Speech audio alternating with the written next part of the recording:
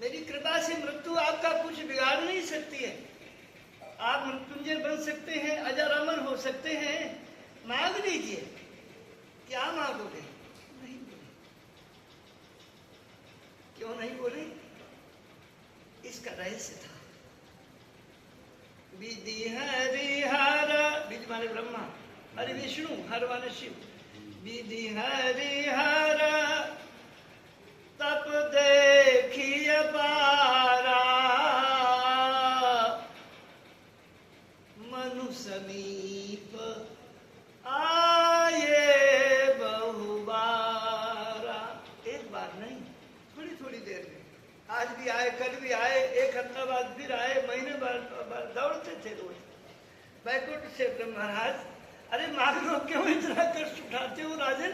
मांग लो। लेकिन नहीं, कोई बहुत बड़ा रहस्य था। उन्हें ये मालूम था कि जो परम शक्ति, जिसकी वाणी से हमारे शरीर में प्रभाव नहीं हो रहा, जिसकी वाणी से हमारे शरीर में प्रभाव नहीं हो रहा है, मैं उससे क्या मांगूं? ये तीनों बोल रहे हैं। ब्रह्मा की वाणी का कोई असर नहीं पड़ रहा है, विष्णु की वाणी का कोई असर नहीं पड़ रहा है, और शिव की वाणी का कोई असर नहीं पड़ रहा है। तो विधि हरिहर तप देखिए पारा, मनु समीप आए बहुबारा।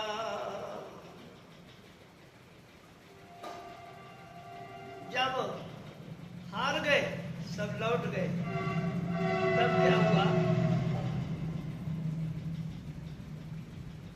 तब एक दिन मृतक जियावनी, जैसे मुर्दा पड़ा हो कहीं रास्ते में, और मुर्दे के पास में अगर वो ध्वनि आ जाए तो मुर्दा तुरंत उसे उठ करके खड़ा हो जाए, और वो ऐसी वाणी है, उसका नाम है परावाणी। बताया था। मृतक जियावनी गिरा सुहाई। देखिए, तीनों की वाणी जब पूरी हो गई तो वो वाणी आई। वो वाणी कैसी है?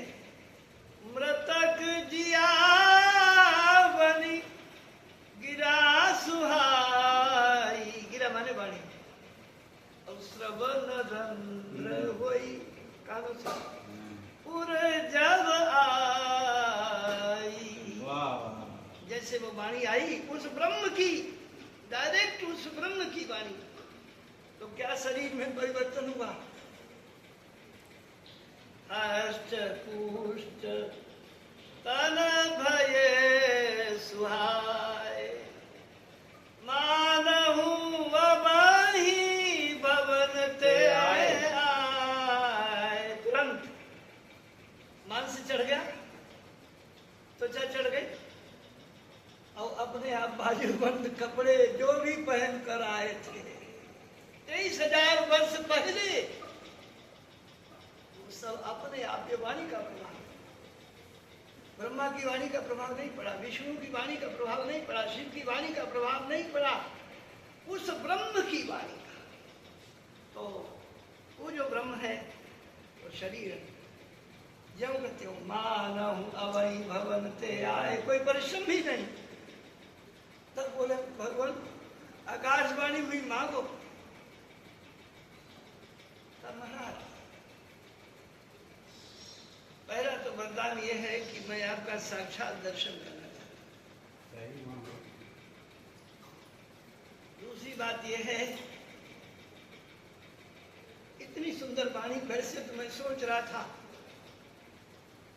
कि मैं वैरागी होकर के, संत बनकर के भजन करूंगा, लेकिन इस वाणी ने हमारे हृदय में, हमारे शरीर में जो परिवर्तन किया है,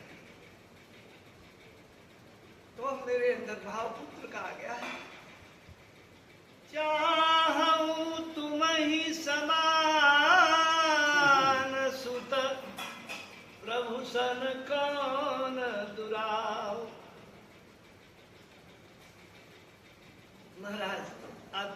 आप इतने सुंदर हैं। जब कहा कि साक्षात दर्शन करूंगा तो पहला दर्शन सीताराम का कहाँ हुआ? सतयुग में, त्रेता में तो बाद में पैदा हुए। नैमिषारण्य की भूमि में मनु शत्रुपा के सामने देखो, इतने बड़े, मेरे हाथ की तरफ देखो, इतनी बड़ी सीता और इतने बड़े राम जी साक्षात, और नीले रंग का प्रकाश, दिव्य प्रकाश हो रहा। उनके हृदय में आ गया कि ये तो साक्षात ब्रह्म ही है, कि वाणी कितनी मधुर। तो दोनों के हृदय में आया कि अब तो पुत्र के रूप में आ जाइए, ऐसी कृपा करो। तो अब ध्यान दीजिए,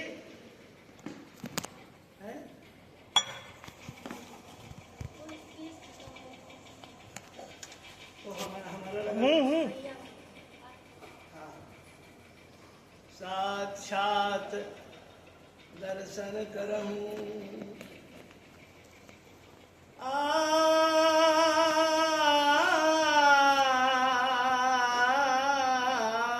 संगीत का यही लाभ है कि हम उन्हीं स्वरों में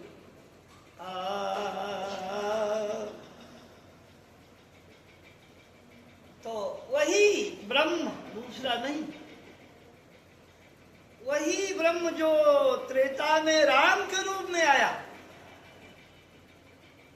द्वापर में ये पृथ्वी बहुत व्याकुल हो गई थी कंस के अत्याचार से,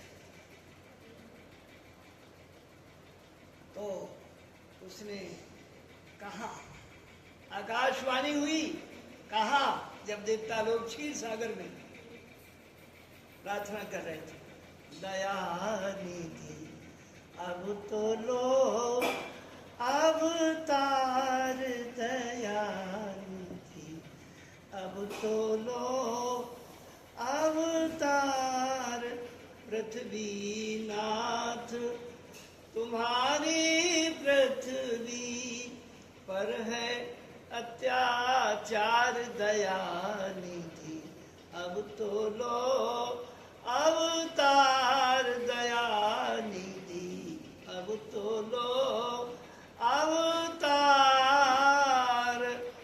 गो ब्राह्मण सब चेर रहे हैं, गो ब्राह्मण सब चेर रहे हैं, सुर कर रहे पुकार, दया निधि अब तो लो अवतार, दया निधि अब तो लो अवतार, दया निधि अब तो लो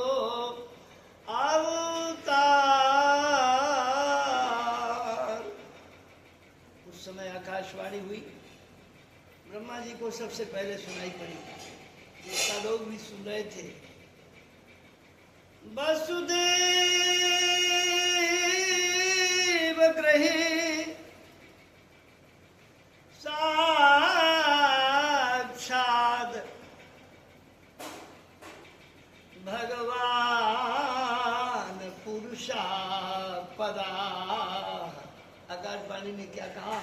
द्वापर में सप्तमी विभक्ति का प्रयोग किया गया, व्याकरण के नियमानुसार। वसुदेव गृहे, वसुदेव के घर में, वसुदेव गृहे साक्षात, ऐसा नहीं अंश में, टुकड़े में नहीं, वो जो ब्रह्म है वो ब्रह्म कह रहा है।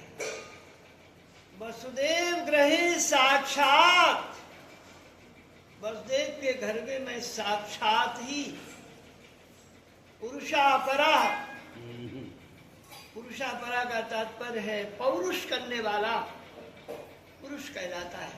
और परा जो सबसे परे है, जहाँ देवताओं से भी आगे है, ब्रह्मा से भी आगे है, विष्णु से भी आगे है, शिव से भी आगे, असंख्य विष्णु, असंख्य ब्रह्मा, असंख्य शिव जिसके द्वारा प्रकट होते हैं। कोटिन चतुरानन गौरी सा रामायण में लिखा है। वो साक्षात ब्रह्म ही यहाँ गोपाल बन करके इस भूमंडल पर आया, प्रकट हुआ। ये है उसका रहस्य। वसुदेव गृहे साक्षात इसलिए भगवान शिव को जब ये, क्योंकि भगवान शिव परम वैष्णव है, जब परम वैष्णव है उनसे अच्छा कोई तत्व ज्ञानी नहीं। तो जन्म के कुछ ही देर के बाद जब वो आ गए गोकुल में अगले दिन, तो पहुंच गए, मैया से भिक्षा मांगी, सखी आ गई, सखी ने कहा कि बाबा जो चाहिए वो ले लो। कहा मैया को बुला दो। ब्रजवासी बेचारे टेढ़े भी हैं सीधे भी हैं। तो वो गोपी बोली, ए बाबा महर यशोदा तो ब्रज की महारानी है, तेरे जैसे बाबा 56 आवे यहाँ, तेरे जैसे बाबा यहाँ 56 आवे रोज। अब तेरे जैसे बाबा के बुलाए हुए थे, महारानी जी आवेंगे?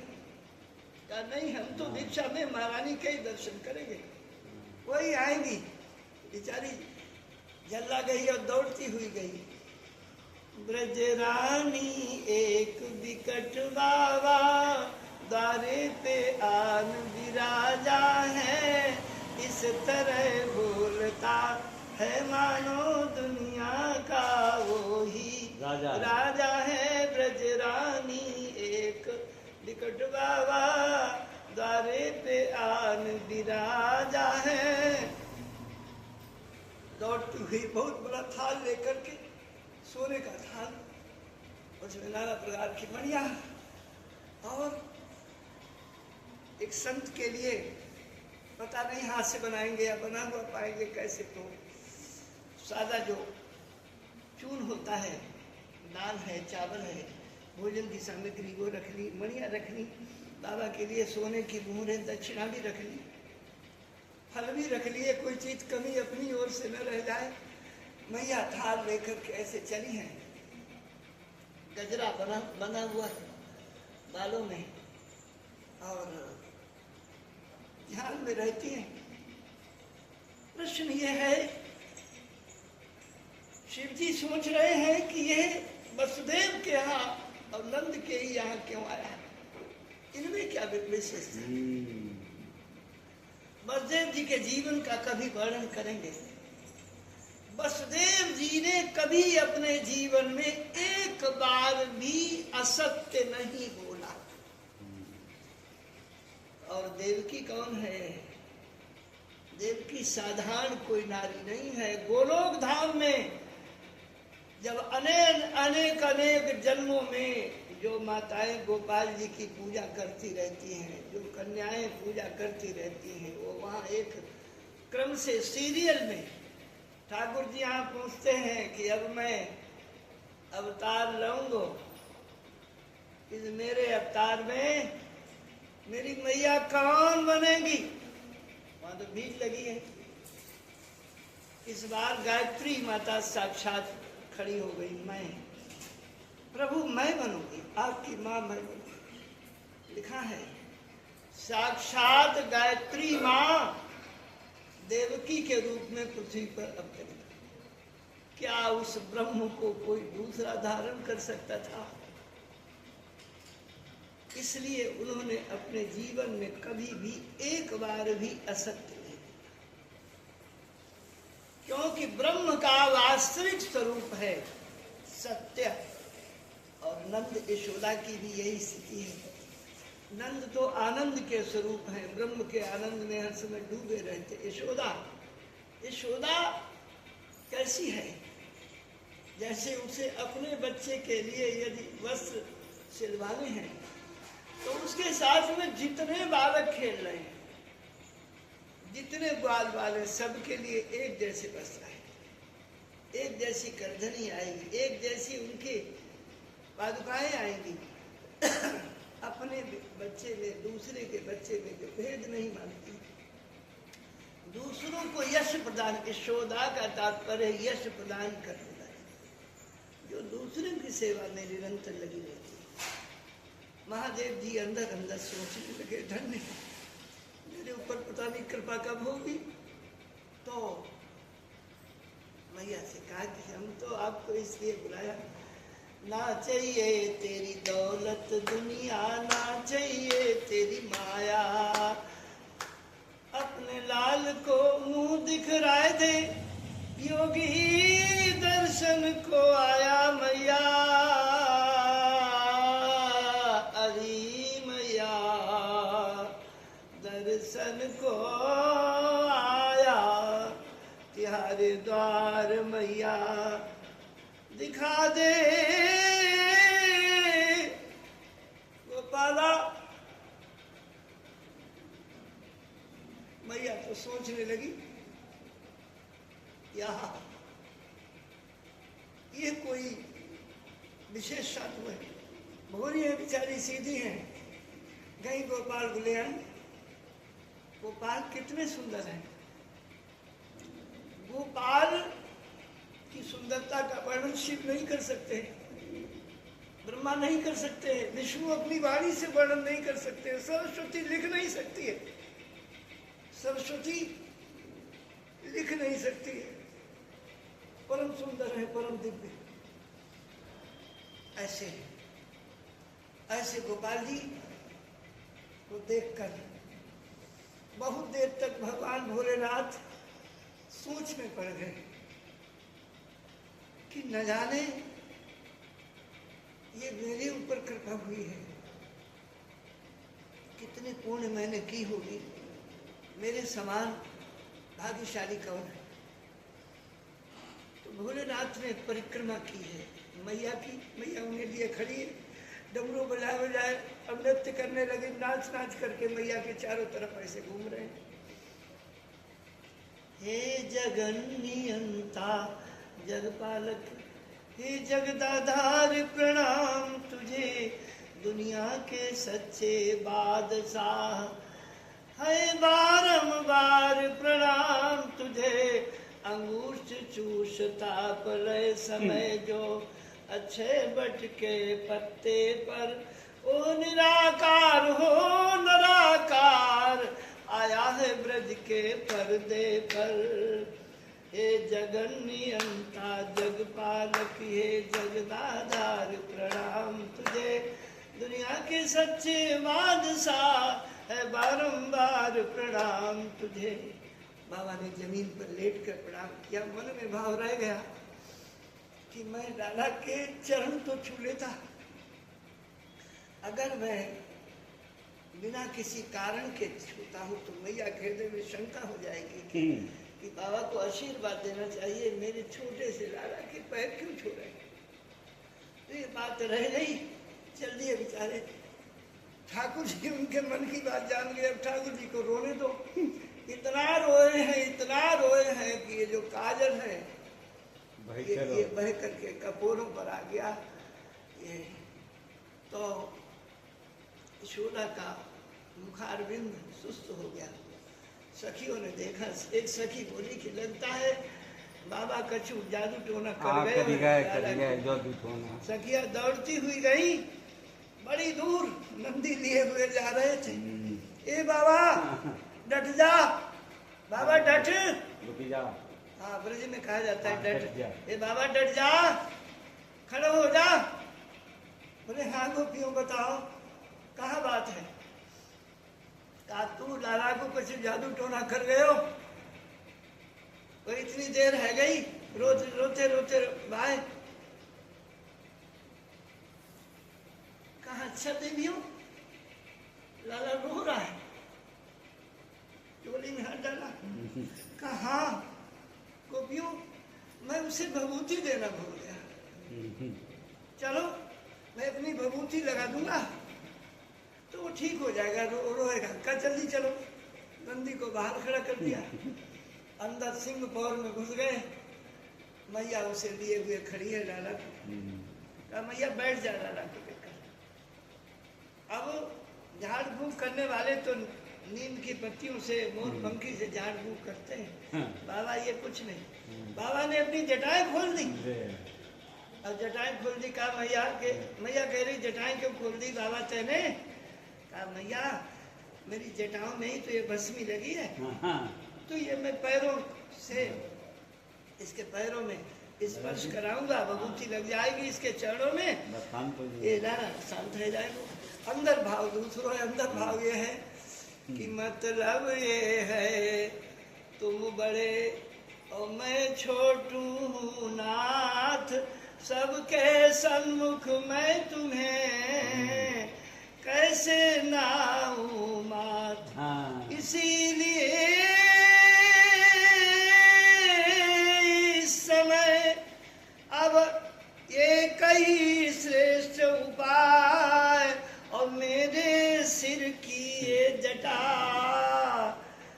तेरे पैरों में जाए, ऐसा कहकर बहुत देर तक दादा भी खुश हो गया कि बाबा की जटाएं का स्पर्श हो गया, और भोलेनाथ भी प्रसन्न हो गए कि चरणों का स्पर्श मिल गया, और हमारा मतलब भी बन गया, मतलब भी बन गया, क्योंकि ये तो ब्रह्म है। अनंत कोटि ब्रह्मांड नायक करुणा भवनालय आनंद कंद माधव मुकुंद ब्रजचंद नयनाभिराम लोकाभिराम घनश्याम करम अभिराम नंद नंदन विजय नंदन यशोदानंदन राज राजेश्वरी हिराद्री शक्ति मूल प्रति महामाया महायोगिनी अधीश्वरी भगवती परा अम्बा पराशक्ति राधिका श्याम सुंदर, ये वो स्वरूप है जो दुर्लभ, ऐसा स्वरूप ही नहीं है कहीं। सुखदेव जी तो बचपन से 16 वर्ष तक अपनी मैया के गर्भ में रहे। कोई बालक अपनी मैया के संसार में अगर कोई बालक 10 महीना जन्म नहीं लेता है तो मैया की दशा क्या है आप हलचल हलचल है। और वो 16 वर्ष तक अपनी माता के गर्भ में रहे, तो गर्भ में क्यों रहे। और सुखदेव के बारे में लिखा है, कल्याण में दिया है कि भगवान शिव ही वहां सुखदेव के रूप में है। ये भी कथा किसी दिन सुनाएंगे आपको। वो सुखदेव दूसरे नहीं है, भोलेनाथ ही है स्वयं।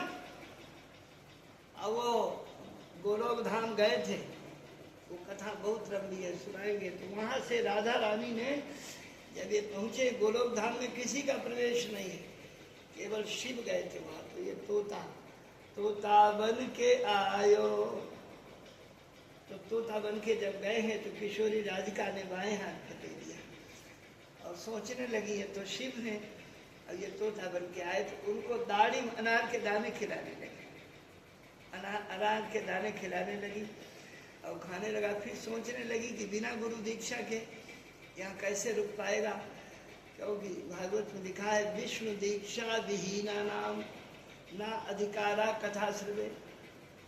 जिसने कोई गुरु धारण नहीं किया, गुरु नहीं बनाया, वो कथा सुनने का अधिकारी नहीं है, वो सत्संग सुनने का अधिकारी नहीं है, वो पूजा का अधिकारी नहीं है। तो फिर ये कैसे होगा। तो किशोरी जी बोली कि आधी तो दीक्षा मैं तुम्हें दे देती। तो किशोरी जी ने कहा ए लीला सुख, उसका नाम रख दिया, छोटा सा है ए लीला सुख, और दूसरा नाम रखा कलबाग, ए कलबाग। किशोरी जी की ओर देखने लगा, बहुत सुंदर है, हरा तो रंग है लेकिन सुनहरा भी है। और तो किशोरी जी की ओर कहा सुन बोल कृष्ण कृष्ण कृष्ण, 3 बार कृष्ण दे दिया। तो अब वहां से जाइए, इनका ये नाम है उन्हीं के पास। तो ठाकुर जी बस वन में 48 वन जो ब्रज में है वही गोलोक धाम में है, बस वन में बैठे हुए थे। तो ये बाएं पैर के ऊपर दाहिना पैर ऐसे रखे हुए ठाकुर जी बैठे हुए, और ये तोता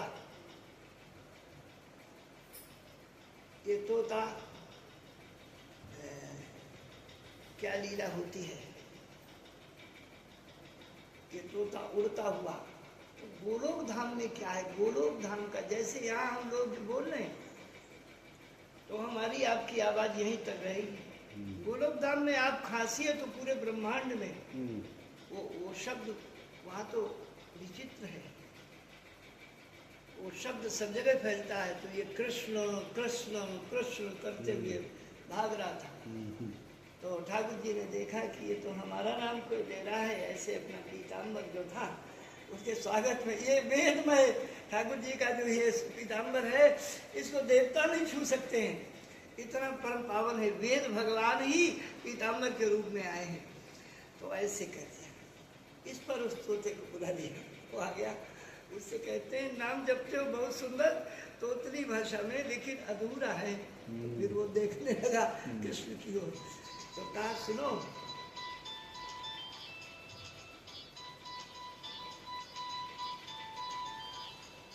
तो कहा सुनो,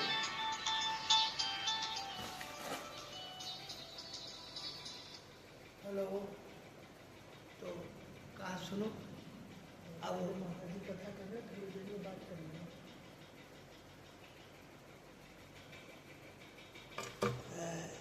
कैसी विचित्र लीला हुई।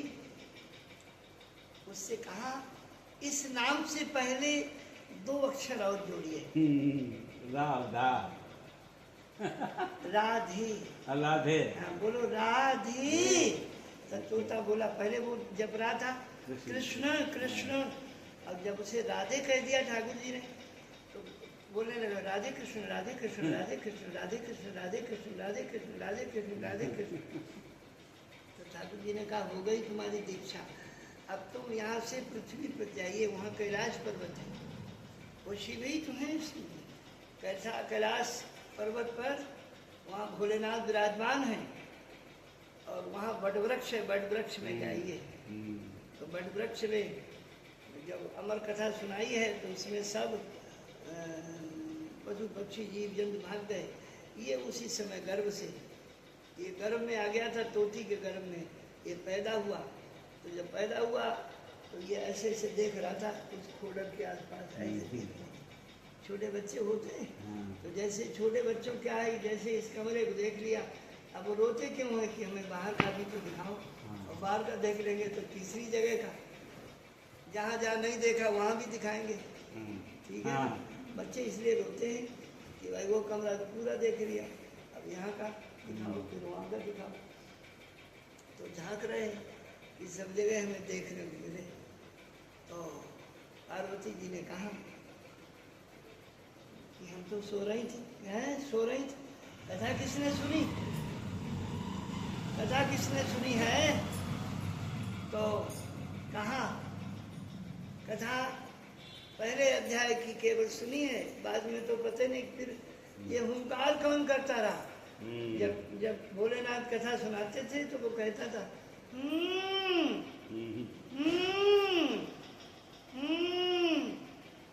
ऐसा करता। तो त्रिशूल लेकर दौड़े किए, बिना आज्ञा के, बिना अधिकारी के कथा कैसे सुन ली। अब वो जाकर के व्यास की पत्नी, वेद व्यास भगवान की जो पत्नी थी, उनका नाम था शीला। शीला द्वार पर खड़ी हुई थी, उनके जब वो आई मुख में वो प्रवेश हो गया। तो वेद व्यास जी ने पीछे से आए हुए भोलेनाथ से कहा कि ये तो अजर अमर हो गया है, इसको नहीं आप मार सकते। भोलेनाथ लौट गए। वही बालक अपने मैया के गर्भ में 16 साल तक रहा। अब 16 साल तक जन्म क्यों नहीं ले रहा था कि इस माया में फंस जाएंगे, कह दो जन्म क्यों नहीं ले रहा था। प्रश्न ये है कि 16 साल तक कोई मैया अपने पेट में बच्चे को धारण करे असंभव, तो कितना कष्ट है। तो वेद व्यास जी खुद एक दिन आंखों में अश्रु आ गए, रोने लगे। कहा तू प्रकट नहीं हो रहा है, तू प्रकट नहीं हो रहा है, और तेरी मैया बहुत दुख पा रही है। जब रोते हुए व्यास जी ने कहा तो बोले पिताजी प्रकट तो मैं हो सकता हूं, लेकिन हमें गृहस्थ नहीं चाहिए।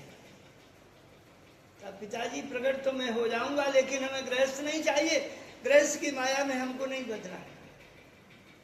अच्छा फिर क्या करोगे। कहा वचन दीजिए मैं जन्म लेते ही संन्यास ले लूंगा। कहा बेटा तेरी मैया को कष्ट किसी तरह शांत हो जाए, तो ये संन्यास लेना है तो ले लो।